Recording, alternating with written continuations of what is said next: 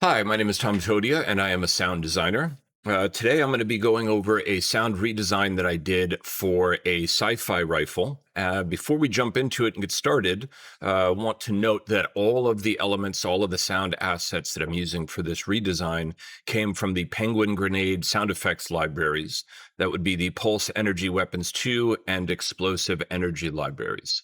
Besides for that, there's a little envelope mixing and a little bit of DSP, which I'll go over, and I hope that you enjoy it. Thanks for listening. Okay, so first thing, let's just listen to the finished version of this, and then we'll kind of go section by section and break down which elements were being used from the Penguin libraries and how the mixing was done.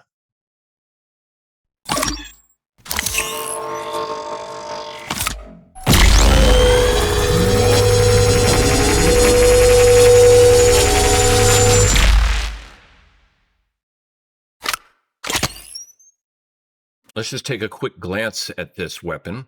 Right away, you can see it's very sci-fi, futuristic looking. The body of the weapon is made out of sort of these tubes, which would be cool if we could pay that off sort of sonically, maybe gas ports or tube sounds in there. And then the main mechanism of it is this center beam that happens, and when it's being fired, it's a trace rifle, and it's a constant beam that fires out as opposed to it being a projectile. So there's going to be some kind of looping element that happens here, and I can see it's sort of like a purple fusion field. Maybe this back here is the energy source. Maybe there's like a crystal shard or something like that. But when the weapon is being fired, there's kind of a modulating wave that's sort of dancing inside of the beam, and there's also some visual distortion here near the weapon that makes it seem like maybe it's a little bit unstable. There's some crackling elements as well that pop off, like some kind of cold electrical noise there or something. And then on top of that, there's this heads-up display up on top, which is basically a hologram that when we aim down sight, you're basically looking directly through that hologram itself. So those are some of the main elements that we're going to sort of touch upon when we're building this. And then as far as mapping it out goes, I'm just using some simple markers here at the top to map out the main sections. So for instance, here's a marker for when the weapon is being drawn and pulled out. And then there's one for ADS on when you're basically aiming down sight. So the weapon comes to the center and you can see down the red dot and that cool hologram there. And then another one for the ADS being off and going back to the right-hand position. Then one here where the beam actually starts on the weapon. So this is when the firing starts and it continues on. You can see to here, and then the beam turns off. So we're going to want to pay off the start and stop of that beam as well as the traveling of it. And then there's a little bit of space, and we have some reload action here where the clip comes out during the reload section, and then the clip going back in as well. So those are kind of be our main touch points that we're going to want to cover in our assets and our track breakdown, which we'll go over now. So now let's take a look at the actual tracks and the elements and sections for these markers that we've created here. As far as the layout goes, I just have a track at the top of my session called video, which is a really common move. It just keeps your video at the very top underneath the master section, which makes it easy to navigate and jump around. And then I have a folder here, which is just basically for this ambient reverb, because I'm not putting any music or ambience into the background of this. It's just the sound of the rifle. It can be a little bit dry as a demo in that sense. So I have a simple ambient reverb here. It's not a big one. It's got a little bit of a slap back on the delay, just to give it a bit of sense of space. There's a couple of elements that'll be sending to that. And then the main section here is where all of the main parts of the weapon design are. So under here, we've got our movement sounds, our heads-up display, the actual beam of the weapon being fired itself, the start, stop, and the continuous fire of it. And then lastly, a section down here for the reload elements. So let's just start right up at the top. The group folder that everything is being routed through here just has a really simple limiter on it. That's just to catch any overs if it happens as we're going, but it's not really doing too much. Here on the movement side, we've got a number of elements put together to make this happen. Let's just solo this section and listen to it sort of on its own for a moment.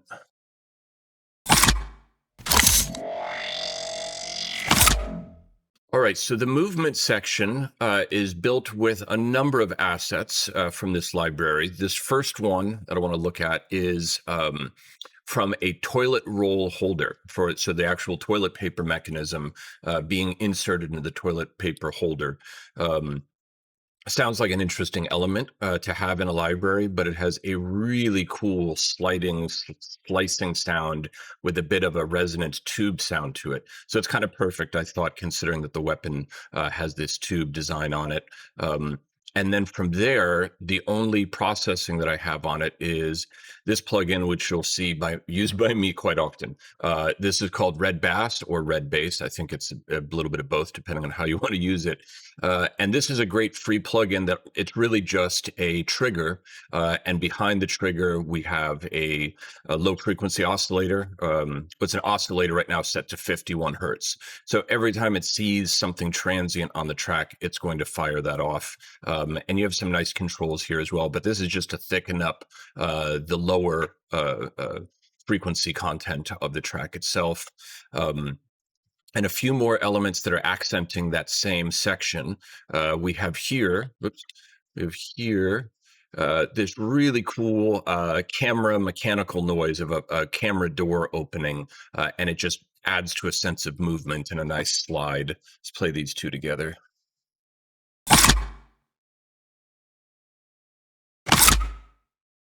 And you'll notice there that as the first and second one plays, I'm often trying to make the first one and second one sound different. So if it's reload versus unload, or heads up display on versus off, a distinction between the start and the beginning is always a good thing. So this second section is a little bit thinner and a little bit more high pitched as it's moving out.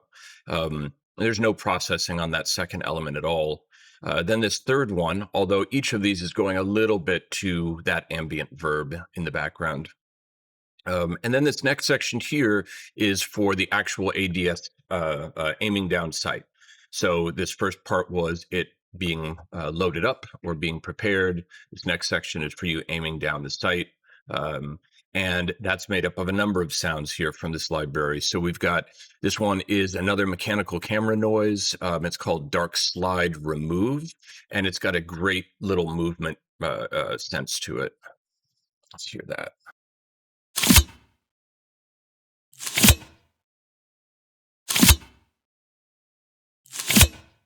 And again, that element also kind of has that tube ringing resonant sound to it that really is just working out nicely with this weapon. And then we have another mechanical camera sound. This is an actual shutter movement happening, which just adds more movement and depth to the ADS part.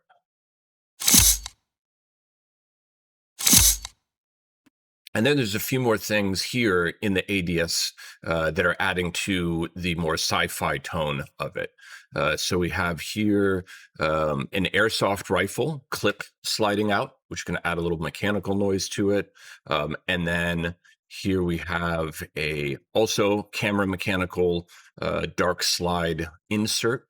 And let's hear those two together.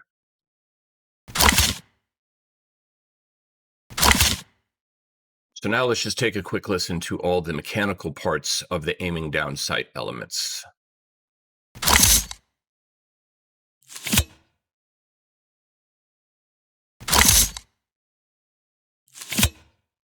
All right, so this last little element here is to represent the hologram or the heads-up display hologram when you're aiming down sights. So this is a charge energy, a swell with a little bit of distortion on it, and it kind of fits the tone just right as the ADS gets pulled up. Let's take a listen to that.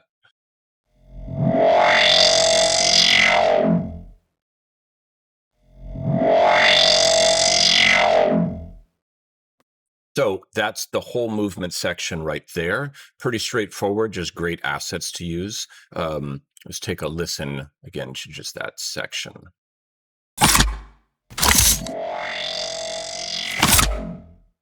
All right, now on the movement track itself, there's a couple plugins. We've got some EQ here, which is dipping below 50 hertz, just getting rid of some of the low frequency vibes down there, even though I'm boosting right around 50 hertz with that plugin. the red bass plugin. And then we've got a healthy little boost here around the Boxy 200 area because it's a bit thin down there. And then that is running through Uberloud, which is a boom library plugin that does some really cool limiting slash mastering stuff. Essentially, it's a 3-band limiter that will let you do some really aggressive pushing. In this case, I have some lows, some mids, and then even more highs. The lows are bumping up about 125 hertz as their peak. And then that's all running through a compressor with just a basic 4:1 ratio. And this is just to bring up some of the background dynamics to make it all a bit more present. So let's hear that section again with the processing on and then off and back on again.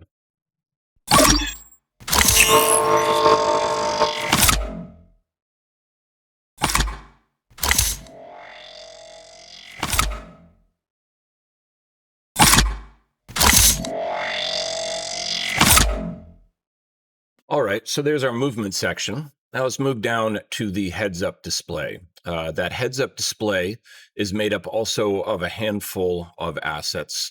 The first of which is this camera flash activate wine. This is like just an amazing tool in sound design for the last many decades. And it is the older cameras, their flashes are not just old, some people still use them, but the flashes on cameras would have to charge up to get ready to actually release a flash. So it's like an old flyback transformer where you hear it winding up in this little tiny pitch that it does.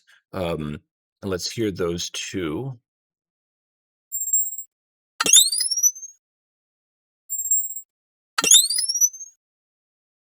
So very subtle sounding there, but it gives the sense that something is powering up, even in a small sense. These types of sounds are used quite often also in people designing night vision goggles. Where you turn it on, you hear that wee, that whine that sort of turns up.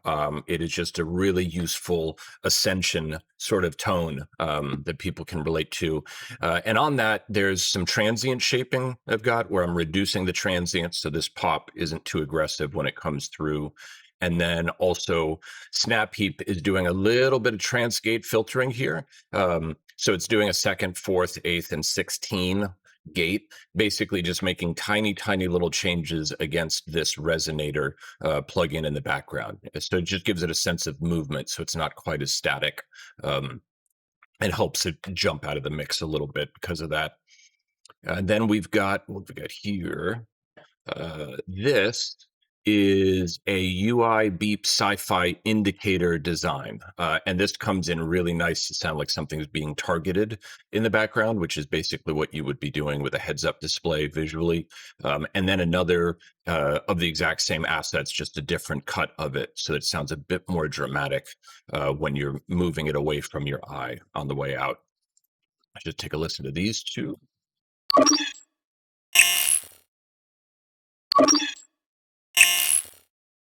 All right.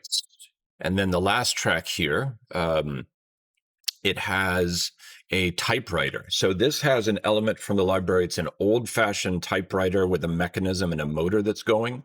And on its own, it has sort of an ancient sound, but with some processing, it gets up to a more sci-fi sort of range. And it's kind of perfect. So let's just listen to the raw sound on its own.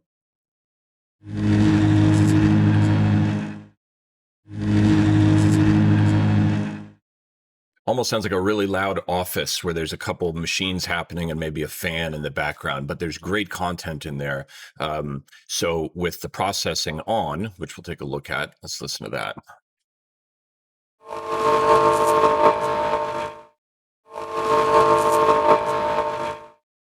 So that is basically going through a little bit of filter jam. And the filter jam is this basically a filter that has a really cool amount of metallic resonance to it when you drive it a bit. So it'll make it sound a little edgy. And then we've got that tremolator for amplitude modulation. That's the same setting as the other one to make it move around, bounce a bit. A little bit of RIA EQ to get rid of everything from about 200-ish down, 250, with a little bit of a boost just above that. And then we've got a transient shaper. In this case, I am really cranking up the transients a lot to bring out some of the snippy little top end parts of this. And you can see it's pumping and sustaining as well. And then lastly, a ring modulator. And the ring modulator gives that classic sci-fi modulation sort of sound, which together really helps the heads-up display do what I'm looking for it to do, which is sound sort of mechanical, but also sort of futuristic as well. And then all of those combined on the master track are going through Devil-Lock, which is basically doing some analog distortion there, make it sound kind of bright and sort of aggressive, and then a little bit of mild compression because these are smaller sounds, so just sort of bring it to the forefront. So one more time with just the processing. Take a listen.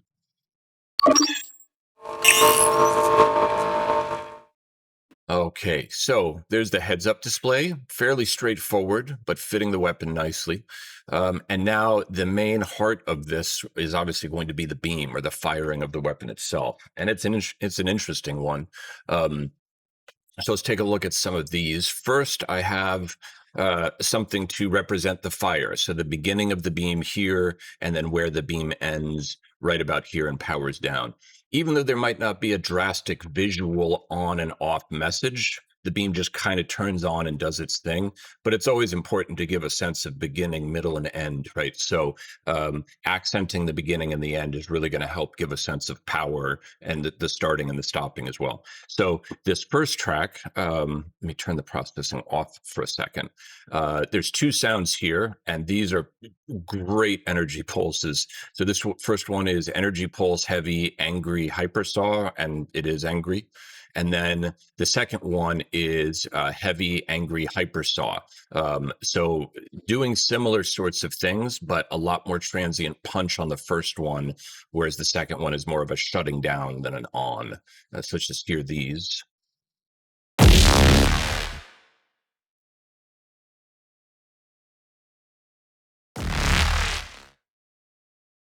So on their own, fantastic elements, but to make them sort of stretch out and create a bit of continuous noise from the beginning and the end pieces, I've got two different plugins here running. Red bass again because bottom end, I can't help it. I love bass. Miami's in the house. And then we've got Space Blender. Now, Space Blender is this really cool granular reverb sort of tool that Sound Toys put out. Having a lot of fun with it. It was free when it was released. I don't know if it still is, but if it is, definitely get it, and maybe get it anyway.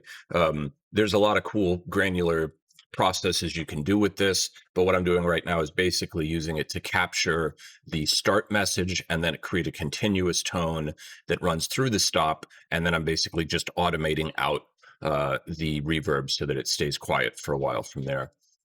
So let's hear this with the processing. Actually, first we'll do one without again, and then I'll let it turn around and turn the processing back on.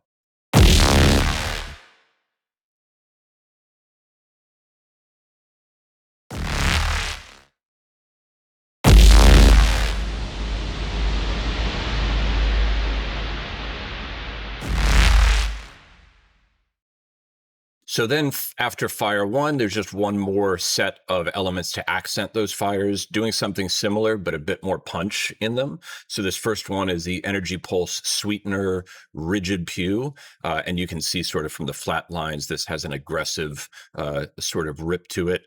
And then the second one, which is accenting the weapon turning off, is Energy Pulse Sweetener Rigid Pew at a lower volume, just brought down in the mix so it doesn't pop quite as heavy as that first one. So let's listen to these two. And again, all they have on them is some of the red bass, more 51 hertz there, which there's a big buildup. Let's solo these.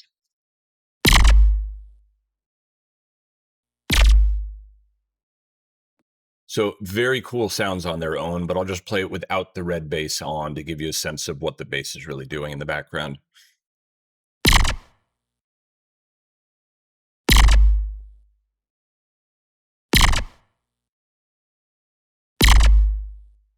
All right, and then after that, we've just got a whole series of things mixed together to represent the charge up of the weapon and the beam as it's being fired.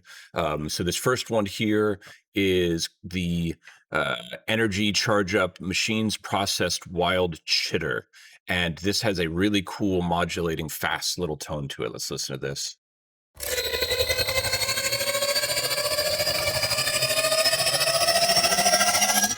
So this one, it's got a really nice climb to it, pitch wise. It's ascending, but it's decaying in its actual gain in the sample. So I just took two samples from the same uh, uh, uh, asset and found a second one and reversed that one and then sort of blended them in together. So it gives the sense that it's continually going up, even though it's really not. But it works in the background.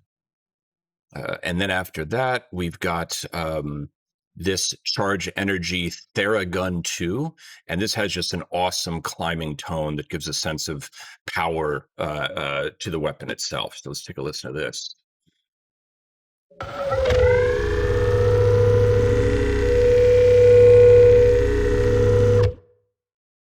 So that you can hear it's modulating in its tone, and even though it's not a constant up and down, it gives it that organic sort of sound where it's not overly synthesized. You know, there's movement and modulation in this thing, and it's not a constant perfect tone the whole way.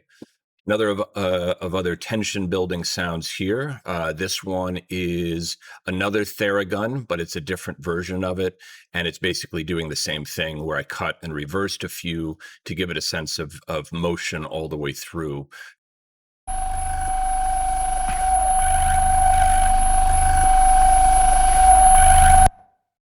So it sounds like something dangerous is happening there, which it is. It's a powerful weapon. And then we have this electrical spark. It's called Plasma Arc Noise Whine, which is another really cool, ascending, powerful sort of sound with a little bit of processing on it. But let's take a listen to it dry first.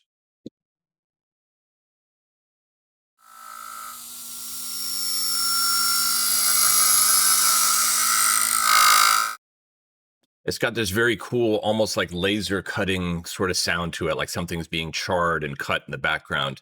But with it's a really cool element, but with a little bit of distortion from Devil here, just a bit of push. You know, this thing pushes hard, so you can't go too far with it. And then also that same tremolator patch to make the movement follow the rest of the weapon as it bobs up and down.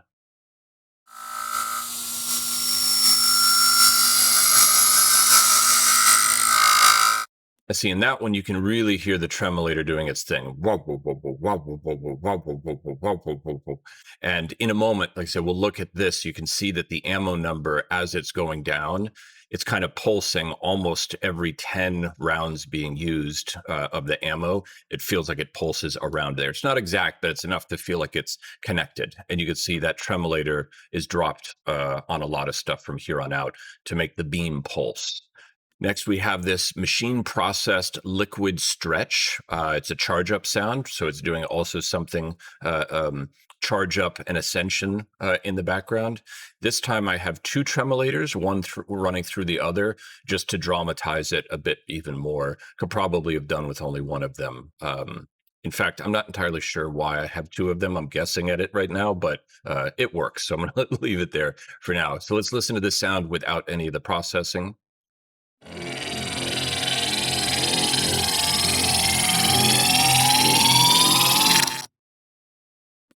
I mean, that element could practically be the weapon on its own, but adding some tremolator in, now you really hear that bouncing as the weapon is being fired.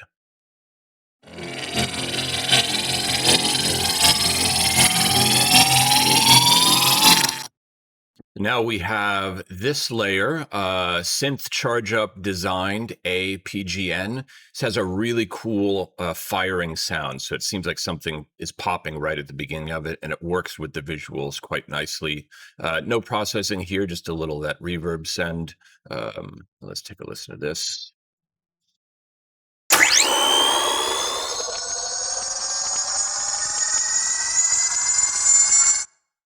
Sort of sounds like the world's most dangerous vacuum cleaner there from the future. And then the last section is something that I did to try and represent the visual distortion that happens around the weapon while it's being fired. Because there's the beam and there's the modulation of waves in the beam, but then there's also this distortion field here, which I wanted to pay off a bit. So in this case, we have these elements, which are cut from the energy body electric comb crackle sound. And it sounds kind of like Jacob's ladder electricity bouncing and spinning off of itself. So let's listen to it soloed out, and I'm just editing parts of it randomly together.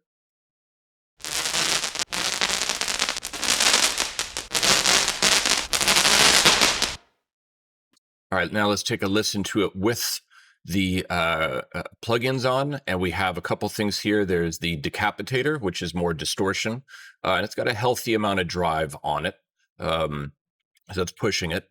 We've got spin tracer, and the spin tracer in this case is just going to give a sense of movement and width to the file. So it's going to be spinning a bit around you, open it from mono into the stereo Doppler sort of field. And then lastly, a little bit of transient processing. It's just kicking up some of the transients at the top to make it sound a little bit more dangerous and energetic. So we'll listen to it once around on its own, and then I'll turn the processing back on.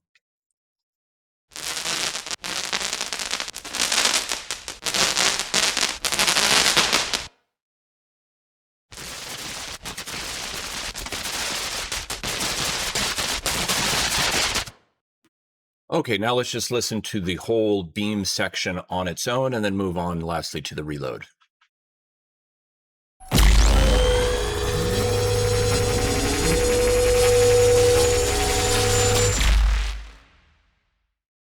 Okay, so let's take a look now finally at the reload section. The reload section, if we look at the weapon, it has basically a magazine that comes out and a magazine that goes back in. And other than the visual look of it, it seems something that would probably sound like a magazine coming in and out of a normal weapon today. The main difference really is that this thing has this heads-up display, which requires some sort of battery power, something to it. So when the magazine is going back in, I wanted it to sound like a charge was happening and that the reloading and the charging is ready and that the heads-up display is sort of part of that.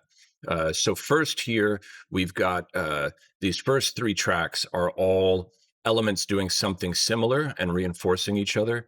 These are all from our library, their airsoft pistol, Glock 18 clip coming out, and then another pistol, the TM Mark II clip coming out, and then an airsoft rifle, Crytek Vector clip coming out.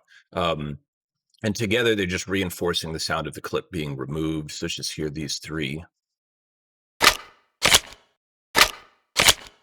All right, we don't really have any processing on those, just some basic gain mixing. The second one, you'll notice, has one extra layer on it. Basically, the magazine going back in has this mech firing tonal cock. So it sounds like a nice click to accent the reloading of it going back in. Because there was no ammo in it when it was coming out, and then there's ammo when it's going back in. We just want it to be differentiated, sound like it's kind of ready to go. So that's an extra layer there. And then there's two other extra layers. No, actually, there's several on the load going back in. We have this active whine. Oh, right. From here down, these are actually elements of the whiny camera heads-up display sound that we made earlier to make those sort of fit in. Let's just hear this section together. And you'll notice in there's also the toilet paper roll holder, which has that great tube sort of sound. We have another airsoft rifle WEGBB clip out, which is helping accent. And then one more airsoft rifle down here, same sort of thing, the WEG BB clip out.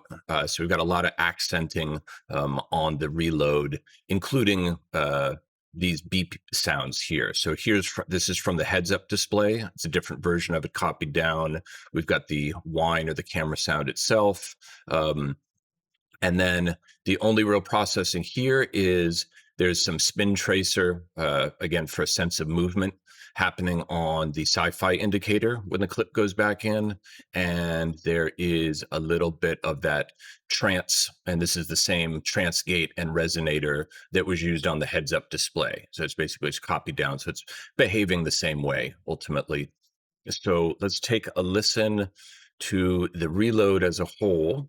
And so the whole thing is being run through uber loud to up the mids and the highs a bit, and then a little bit more light compression just to tighten it up. Let's take a listen to this section.